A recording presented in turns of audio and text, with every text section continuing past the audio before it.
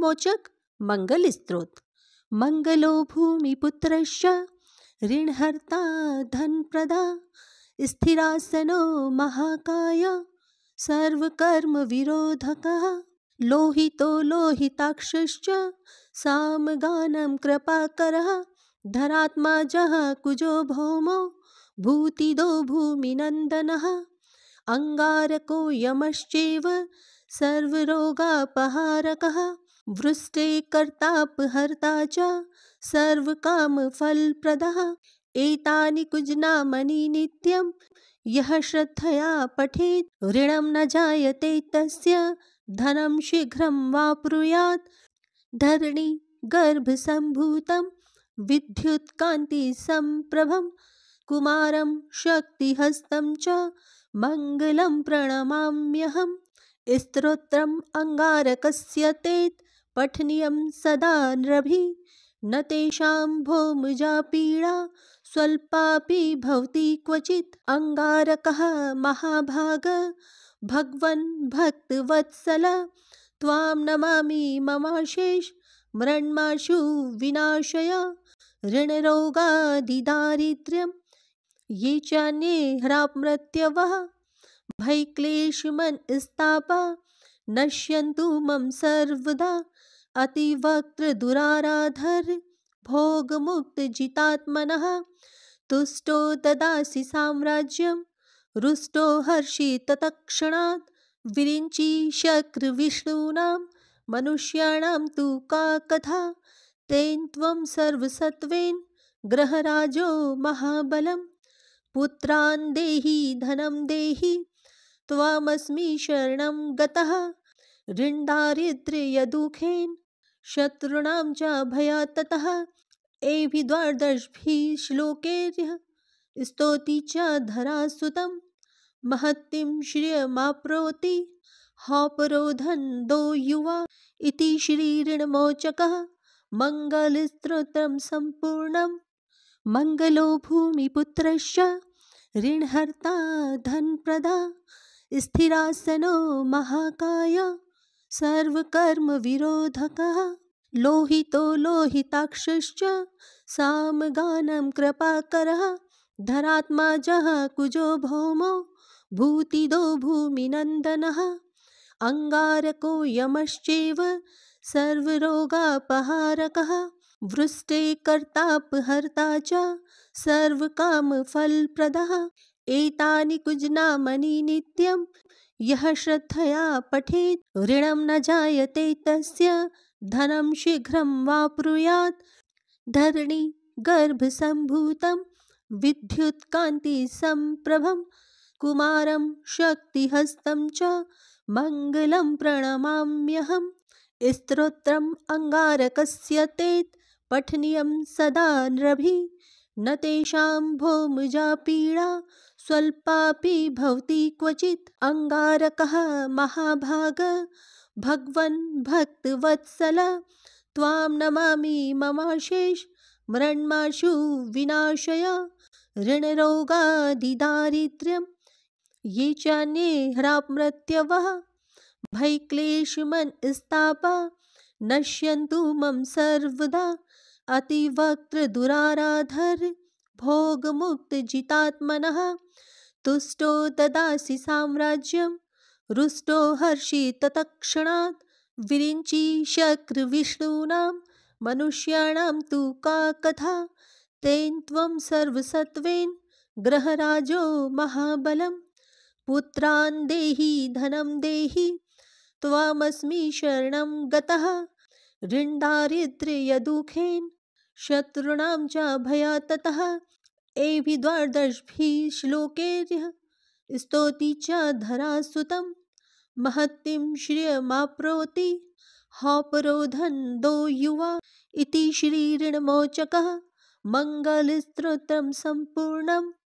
मंगलो भूमिपुत्रश्च ऋणहर्ता धनप्रदा स्थिरासनो महाकाय सर्वकर्मविरोधकः लोहितो लोहिताक्षश्च सामगानं कृपाकरः धरात्माजः कुजो भौमो भूतिदो भूमिनन्दनः अंगारको यमश्चैव सर्वरोगापहारकः वृष्टे कर्तापहर्ता च सर्वकामफलप्रदः एतानि कुजनामनि नित्यं यः श्रद्धया पठेत् ऋणं न जायते तस्य धनं शीघ्रं वाप्नुयात् धरणी गर्भसम्भूतं विद्युत्कान्तिसम्प्रभं कुमारं शक्तिहस्तं च मङ्गलं प्रणमाम्यहं स्तोत्रम् अंगारकस्य तेत् पठनीयं सदा नृभिः न तेषां भौमजा पीडा स्वल्पापि भवति क्वचित् अंगारकः महाभाग भगवन् भक्तवत्सल त्वां नमामि ममाशेष मृण्माशु विनाशय ऋणरोगादिदारिद्र्यं ये चान्ये ह्रामृत्यवः भयक्लेशमनस्तापा नश्यन्तु मम सर्वदा अतिवक्त्रदुराराधर भोगमुक्तजितात्मनः तुष्टो ददासि साम्राज्यं रुष्टो हर्षि तत्क्षणात् विरिञ्चि शक्रविष्णूनां मनुष्याणां तु का कथा तेन त्वं सर्वसत्त्वेन ग्रहराजो महाबलं पुत्रान् देहि धनं देहि त्वामस्मि शरणं गतः ऋणदारिद्र्यदुःखेन शत्रूणां च भयात् ततः एभिर्द्वादशभिः श्लोकैः स्तौति च धरासुतं महतीं श्रियमाप्नोति हौपरोधन्दो युवा इति श्रीऋणमोचकः मङ्गलस्तोत्रं सम्पूर्णं मङ्गलो भूमिपुत्रश्च ऋणहर्ता धनप्रदा स्थिरासनो महाकाय सर्वकर्मविरोधकः लोहितो लोहिताक्षश्च सामगानं कृपाकरः धरात्माजः कुजो भौमो भूतिदो भूमिनन्दनः अंगारको यमश्चैव सर्वरोगापहारकः वृष्टे कर्तापहर्ता च सर्वकामफलप्रदः एतानि कुजनामनि नित्यं यः श्रद्धया पठेत् ऋणं न जायते तस्य धनं शीघ्रं वाप्नुयात् धरणी गर्भसम्भूतं विद्युत्कान्तिसम्प्रभं कुमारं शक्तिहस्तं च मङ्गलं प्रणमाम्यहं स्तोत्रम् अंगारकस्य तेत् पठनीयं सदा नृभिः न तेषां भौमजा पीडा स्वल्पापि भवति क्वचित् अंगारकः महाभाग भगवन् भक्तवत्सल त्वां नमामि ममाशेष मृण्माशु विनाशय ऋणरोगादिदारिद्र्यं ये चान्ये ह्रामृत्यवः भयक्लेशमनस्तापा नश्यन्तु मम सर्वदा अतिवक्त्रदुराराधर भोगमुक्तजितात्मनः तुष्टो ददासि साम्राज्यं रुष्टो हर्षि तत्क्षणात् विरिञ्चि शक्रविष्णूनां मनुष्याणां तु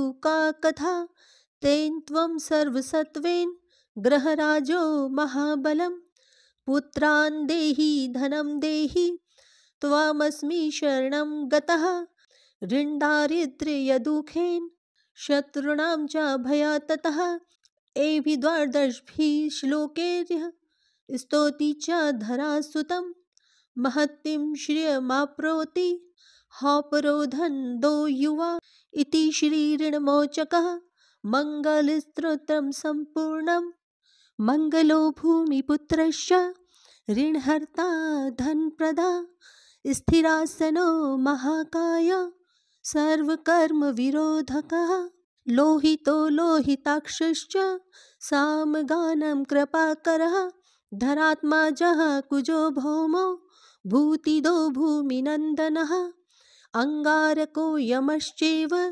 सर्वरोगापहारकः वृष्टे कर्तापहर्ता च सर्वकामफलप्रदः एतानि कुजनामनि नित्यं यः श्रद्धया पठेत् ऋणं न जायते तस्य धनं शीघ्रं वाप्नुयात् धरणी गर्भसम्भूतं विद्युत्कान्तिसम्प्रभं कुमारं शक्तिहस्तं च मङ्गलं प्रणमाम्यहम्। स्तोत्रम् अङ्गारकस्य तेत् पठनीयं सदा नृभिः। न तेषां भौमजा पीडा स्वल्पापि भवति क्वचित्। अङ्गारकः महाभाग भगवन् भक्तवत्सल त्वां नमामि ममाशेष मृण्माशु विनाशय ऋणरोगादिदारिद्र्यं ये चान्ये ह्रामृत्यवः भयक्लेशमनस्तापा नश्यन्तु मम सर्वदा। अतिवक्त्रदुराराधर भोगमुक्तजितात्मनः तुष्टो ददासि साम्राज्यं रुष्टो हर्षि तत्क्षणात्। विरिञ्चि शक्रविष्णूनां मनुष्याणां तु का कथा तेन त्वं सर्वसत्त्वेन ग्रहराजो महाबलं। पुत्रान् देहि धनं देहि त्वामस्मि शरणं गतः। ऋणदारिद्र्यदुःखेन शत्रूणां च भयात् ततः। एभिः द्वादशभिः श्लोकैः स्तौति च धरासुतं महतीं श्रियमाप्नोति हौपरोधन्दो युवा। इति श्रीऋणमोचकः मङ्गलस्तोत्रं सम्पूर्णम्। मङ्गलो भूमिपुत्रश्च ऋणहर्ता धनप्रदा स्थिरासनो महाकाय सर्वकर्मविरोधकः। लोहितो लोहिताक्षश्च सामगानं कृपाकरः। धरात्माजः कुजो भौमो भूतिदो भूमिनन्दनः। अङ्गारको यमश्चैव सर्वरोगापहारकः। वृष्टे कर्तापहर्ता च सर्वकामफलप्रदः। एतानि कुजनामनि नित्यं यः श्रद्धया पठेत् ऋणं न जायते तस्य धनं शीघ्रं वाप्नुयात्। धरणी गर्भसम्भूतं विद्युत्कान्तिसम्प्रभं कुमारं शक्तिहस्तं च मङ्गलं प्रणमाम्यहम्। स्तोत्रम् अङ्गारकस्य तेत् पठनीयं सदा नृभिः। न तेषां भौमजा पीडा स्वल्पापि भवति क्वचित्। अङ्गारकः महाभाग भगवन् भक्तवत्सल त्वां नमामि ममाशेष मृण्माशु विनाशय ऋणरोगादिदारिद्र्यं ये चान्ये ह्रामृत्यवः भयक्लेशमनस्तापा नश्यन्तु मम सर्वदा।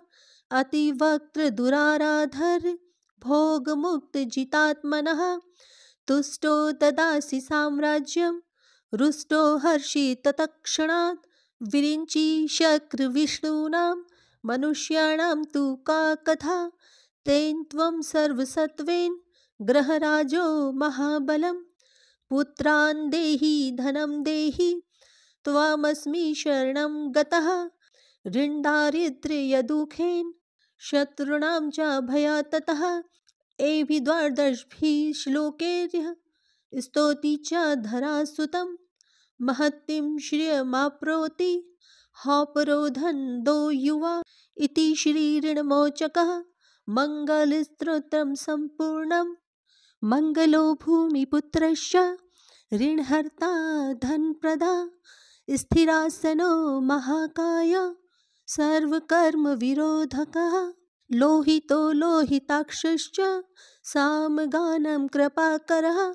धरात्माजः कुजो भौमो भूतिदो भूमिनन्दनः।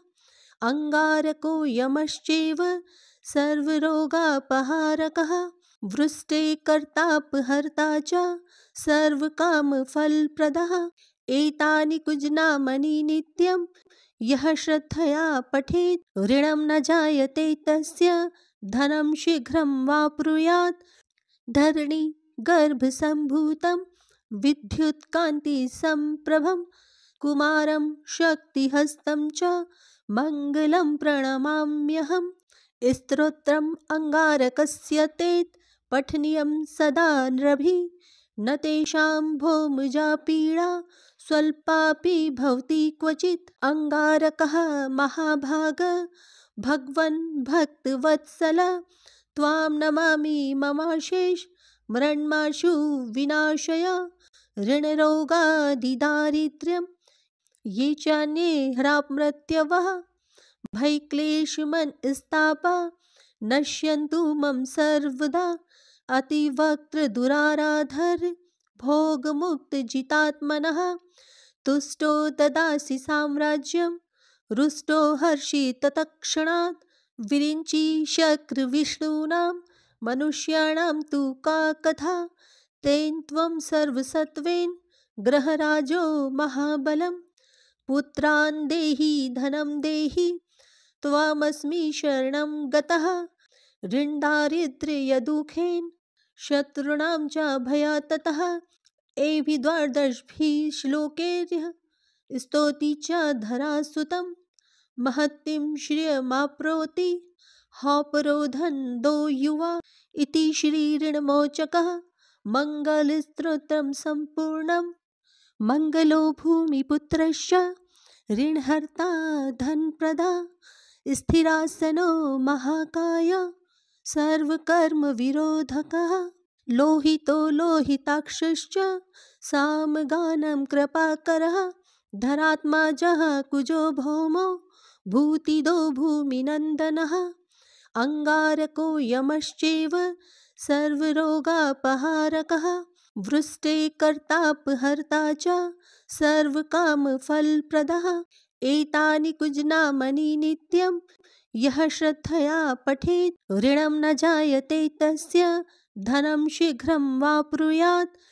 धरणी गर्भसम्भूतं विद्युत्कान्तिसम्प्रभं कुमारं शक्तिहस्तं च मङ्गलं प्रणमाम्यहम् स्तोत्रम् अङ्गारकस्य तेत् पठनीयं सदा नृभिः न तेषां भौमजा पीडा स्वल्पापि भवति क्वचित् अङ्गारकः महाभाग भगवन् भक्तवत्सल त्वां नमामि ममाशेष मृण्माशु विनाशय ऋणरोगादिदारिद्र्यं ये चान्ये ह्रामृत्यवः भयक्लेशमनस्तापा नश्यन्तु मम सर्वदा अतिवक्त्रदुराराधर भोगमुक्तजितात्मनः तुष्टो ददासि साम्राज्यं रुष्टो हर्षित तत्क्षणात् विरिञ्चि शक्रविष्णूनां मनुष्याणां तु का कथा तेन त्वं सर्वसत्त्वेन ग्रहराजो महाबलं पुत्रान् देहि धनं देहि त्वामस्मि शरणं गतः ऋणदारिद्र्यदुःखेन शत्रूणां च भयात् ततः एभिर्द्वादशभिः श्लोकैः स्तौति च धरासुतं महतीं श्रियमाप्नोति हौपरोधन्दो युवा इति श्रीऋणमोचकः मङ्गलस्तोत्रं सम्पूर्णम् मङ्गलो भूमिपुत्रश्च ऋणहर्ता धनप्रदा स्थिरासनो महाकाय सर्वकर्मविरोधकः लोहितो लोहिताक्षश्च सामगानं कृपाकरः धरात्माजः कुजो भौमो भूतिदो भूमिनन्दनः अङ्गारको यमश्चैव सर्वरोगापहारकः वृष्टे कर्तापहर्ता च सर्वकामफलप्रदः एतानि कुजनामनि नित्यं यः श्रद्धया पठेत् ऋणं न जायते तस्य धनं शीघ्रं वाप्नुयात् धरणी गर्भसम्भूतं विद्युत्कान्तिसम्प्रभं कुमारं शक्तिहस्तं च मङ्गलं प्रणमाम्यहम् स्तोत्रम् अङ्गारकस्य तेत् पठनीयं सदा नृभिः न तेषां भौमजा पीडा स्वल्पापि भवति क्वचित् अङ्गारकः महाभाग भगवन् भक्तवत्सल त्वां नमामि ममाशेष मृण्माशु विनाशय ऋणरोगादिदारिद्र्यं ये चान्ये ह्रामृत्यवः भयक्लेशमनस्तापा नश्यन्तु मम सर्वदा अतिवक्त्रदुराराधर भोगमुक्तजितात्मनः तुष्टो ददासि साम्राज्यं रुष्टो हर्षित तत्क्षणात् विरिञ्चि शक्रविष्णूनां मनुष्याणां तु का कथा तेन त्वं सर्वसत्त्वेन ग्रहराजो महाबलं पुत्रान् देहि धनं देहि त्वामस्मि शरणं गतः ऋणदारिद्र्यदुःखेन शत्रूणां च भयात् ततः एभिः द्वादशभिः श्लोकैः स्तौति च धरासुतं महतीं श्रियमाप्नोति हौपरोधन्दो युवा इति श्रीऋणमोचकः मङ्गलस्तोत्रं सम्पूर्णम्। मंगलो भूमिपुत्रस्य ऋणहर्ता धनप्रदा स्थिरासनो महाकाय सर्वकर्मविरोधकः लोहितो लोहिताक्षश्च सामगानं कृपाकरः धरात्माजः कुजो भौमो भूतिदो भूमिनन्दनः अंगारको यमश्चैव सर्वरोगापहारकः वृष्टे कर्तापहर्ता च सर्वकामफलप्रदः एतानि कुजनामनि नित्यं यः श्रद्धया पठेत् ऋणं न जायते तस्य धनं शीघ्रं वाप्नुयात् धरणी गर्भसम्भूतं विद्युत्कान्तिसम्प्रभं कुमारं शक्तिहस्तं च मङ्गलं प्रणमाम्यहम् स्तोत्रम् अंगारकस्य तेत् पठनीयं सदा नृभिः न तेषां भौमजा पीडा स्वल्पापि भवति क्वचित् अंगारकः महाभाग भगवन् भक्तवत्सल त्वां नमामि ममाशेष मृण्माशु विनाशय ऋणरोगादिदारिद्र्यं ये चान्ये ह्रामृत्यवः भयक्लेशमनस्तापा नश्यन्तु मम सर्वदा अतिवक्त्रदुराराधर भोगमुक्तजितात्मनः तुष्टो ददासि साम्राज्यं रुष्टो हर्षित तत्क्षणात् विरिञ्चि शक्रविष्णूनां मनुष्याणां तु का कथा तेन त्वं सर्वसत्त्वेन ग्रहराजो महाबलं पुत्रान् देहि धनं देहि त्वामस्मि शरणं गतः ऋणदारिद्र्यदुःखेन शत्रूणां च भयात् ततः एभिः द्वादशभिः श्लोकैः स्तौति च धरासुतं महतीं श्रियमाप्नोति हौपरोधन्दो युवा इति श्रीऋणमोचकः मङ्गलस्तोत्रं सम्पूर्णम्।